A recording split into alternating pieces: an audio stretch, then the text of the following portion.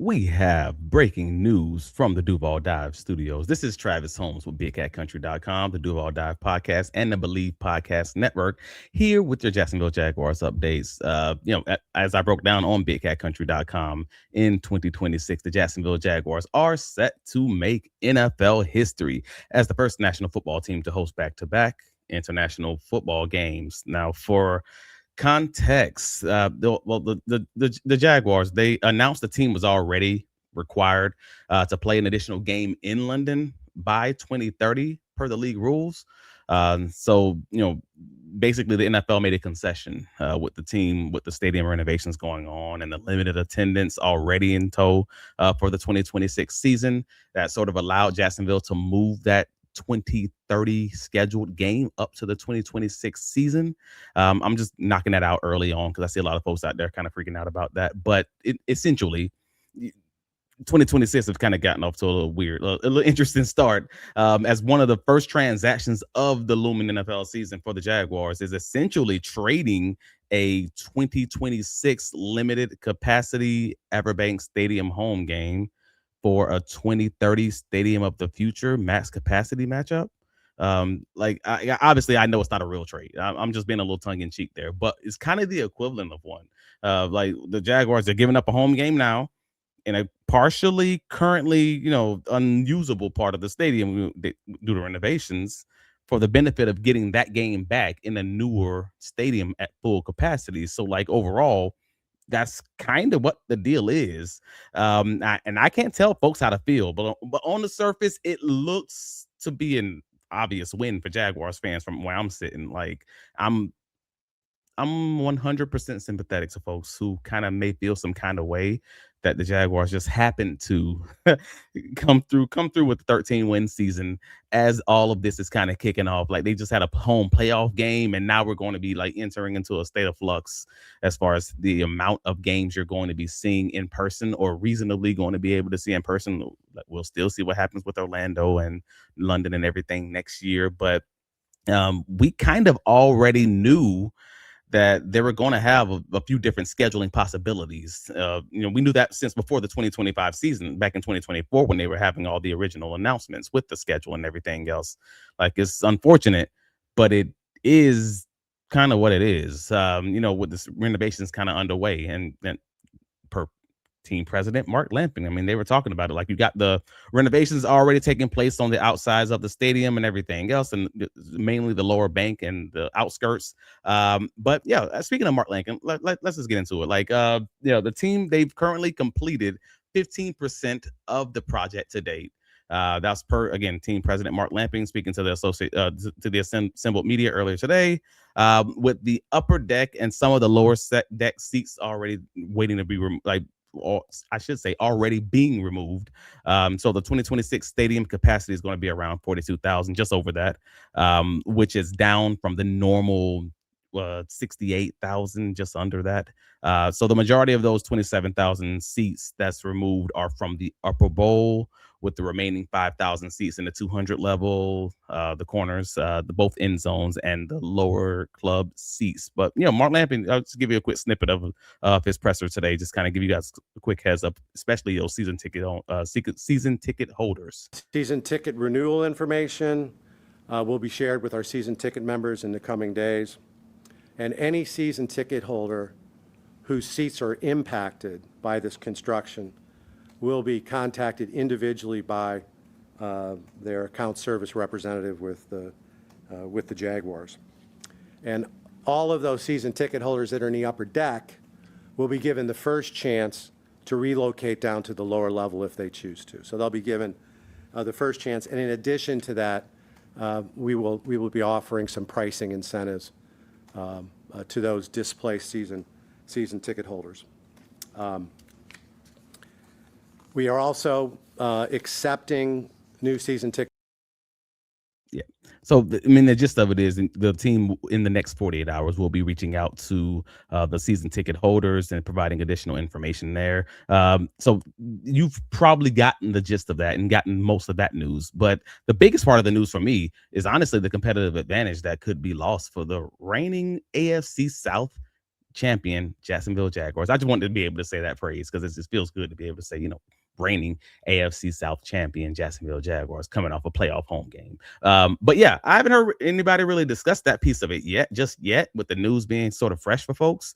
Like the Jaguars, they've played 14 games in London since 2013, and they've gone 7-7 in those matchups. So with the most recent game being that 35-7 shellacking in October to the Rams on Liam Coen's first trip over for the Jaguars, that's rough. I mean, just being honest. And the Jaguars, meanwhile, were 7-1 at EverBank Stadium in the regular season. Like that lone loss being an 8-point defeat against the Seattle Seahawks, who eventually won the Super Bowl championship.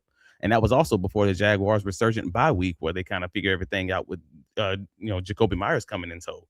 So the Jaguars obviously risk potentially losing that home field advantage with only six true home games versus other teams playing in upwards of 9. Just looking at your peers, even in the AFC South, they're essentially playing 11 games away from home this season, or away from their home stadium. And that's, well, I mean, frankly, something they just got to get used to for the coming 2 seasons, with the Orlando, and possibly even 1 to 3 London games on the horizon in 2027. Yeah, this is kind of the opportunity to slowly ease into this new reality of kind of being road dogs for a little bit at least.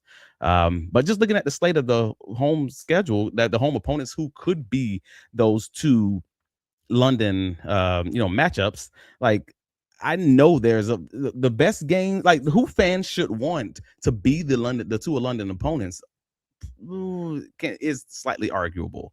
And I've seen a lot of folks out there talking about the fact that the Commanders are one of the teams that were announced to be playing in London, but they were announced to be a host team in London. So that's a little bit different. Like I probably would say I want to play maybe the Tennessee Titans and the Washington Commanders in London.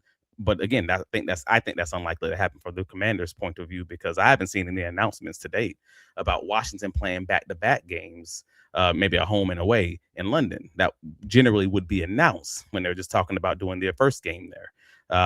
So the Browns would probably be my next best choice at that point. Just again, from fans wanting to have the best games being left at EverBank Stadium and playing against like somebody like the Tennessee Titans and the Cleveland Browns in London. The NFL likely still sells out the stadium in London, facing Cleveland and Tennessee, and the Jaguars probably have a strong chance of winning both of those matchups anyways. But from a competitive point of view, ooh, I know fans don't want to hear it, but I probably want the Steelers on the road, bro. Uh, in the last 2 seasons, Pittsburgh's gone 5-4 and 4-4 away from their home field, and they're also 1-1 internationally. So, like, if I can make their road trip a little bit longer and hopefully help my odds, throwing off their equilibriums in their schedules a little bit, I'm going to do that every day of the week. But trust me, I know Jaguar fans would prefer to see that game at EverBank. I'm just saying, like, the whole AFC, what was it, AFC North? AFC Central, that's what it was. Oh, AFC Central division mates. Like, I get it. But I'd probably go with the Titans still as the second away game. Like they're 0-2 in international games, and all the other teams are honestly pretty good on the road and internationally. So primarily the team I'm avoiding, I want no part of, is the Eagles. They are 2-0 internationally and 6-3 on the road, even in a down season like 2025, quote unquote down season with 11 wins. But yeah, they're still set to play a game in France this year anyways. So in no world am I giving up a game against the Colts. I just can't. Like that feels like giving a gift to an AFC South rival. Like with the Jaguars having a current win streak of 11 straight games over them at home. Can't do it. Can't do it. If I'm the Jaguars, I'm not requesting that no day of the week. And the Patriots went 8-0 on the road in 2025 and haven't played an international game under Mike Vrabel just yet. So they're kind of a wild card in that sense. But obviously we'll talk more about this, as the teams are announced later in the offseason. The team, brass did note that they've already submitted their preferences to the league for scheduling, and the schedule should be announced by the NFL sometime in May. But overall, man, yeah, downtown Jacksonville change is coming. Duval, you got what you've been asking for basically my whole life. I mean, better yet, it's nearly here. It, it's something I kind of hadn't even thought about until Mark Lanchin like kind of mentioned it as a throwaway sentence with in his presser. But there's a few things going on in Jacksonville right now. Like you got the Four Seasons set to open in 2027. Downtown with the 26 residences. I mean that thing's starting at $4.7 million. Dang, for 2 and 5 bedroom condos. And that's bringing big money into downtown, man. And obviously with big money comes more investments. You got the marina, going on. You got the riverfront, the Riverwalk where you got the Riverfront Plaza where the landing used to be. Like they're making that a lot more walkable for folks. I just stayed up there. What was it? I don't even know. Like a few weeks ago, we stayed at a hotel right up the street from the stadium, and we went to a comedy show. And we actually walked that area. Like it looks beautiful, bro. So they're doing a great job there. You got the shipyards going on. You got Daly's Place. You got the stadium renovation underway. So, I mean, again, for those of us who've been like begging for Jacksonville to start making progress, to start entering the 21st century, to start becoming more modernized, hey man, this is what it looks like. Like you can't get new buildings without some dust and some inconvenience, unfortunately. Like you say you want a road that's going to be more efficient and everything else. Well, sometimes you're going to have construction. Same thing with Duval. Like I'm happy to see the build starting, and I'm happy to see the dust going. And unfortunately, it's going to be a little bit of inconvenience for folks. I get it. Sorry to hear it, but also I'm happy to see it. So it's going down, Duval. So buckle up, y'all. But now back to your regularly scheduled programming for the combine.